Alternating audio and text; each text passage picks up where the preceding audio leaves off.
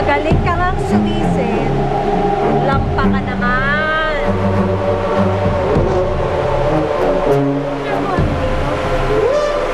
Ano akala mo? Ikaw lang ang may karapatang magpunta dito sa Maynila. Hoy, para sabihin ko sa'yo, simula ngayon, dito na rin kami magtatrabaho. Dito rin kami magtatrabaho? Kaya ka ba? Ako ang head ng maintenance department dito. Ako magsusupervise sa kanila. At ako naman ang tour guide.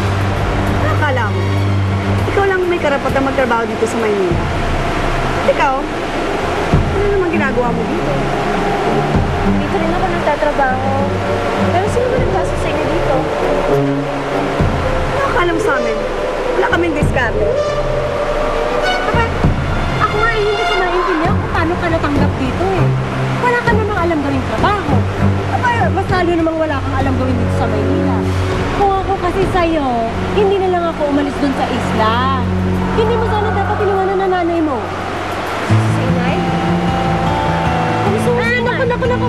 Wala kami pakialam sa nanay mo, no? Ayaw na malis na ng probinsya. Malay pa namin kung saan na napadpad yun. Huh? Ano? Wala ka ng pamilyang mababalikan doon. Kung sa bagay, abay ang sama ng loob ng nanay mo sa'yo.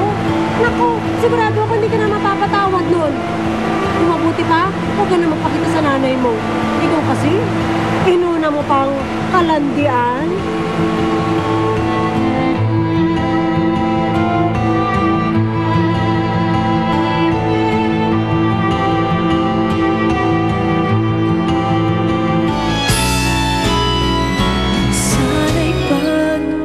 Maglalakad ngayon na nakabad yung babaeng yan. Tignan ko lang kung makalabas pa ng banyo yung babaeng yan ngayon. Baka pwede naman ho akong makihingi ng makakain. Nawala na tuloy ako ng gana. Ayan, kainin mo. Kahit anong gawin ko, hindi nagkakasira si Eden at Sig. Kaya ba nakakalimutan mo ng pinag-usapan natin? Anong usapan? Naaalamin mo kung may nalalaman si Eden tungkol sa Perlante. Kita! Nagtratrabaho si Eden? Hindi ka rin naman yung pinagbabawalan sa gusto mo. Kaya sana, ganun ka din sa kanya.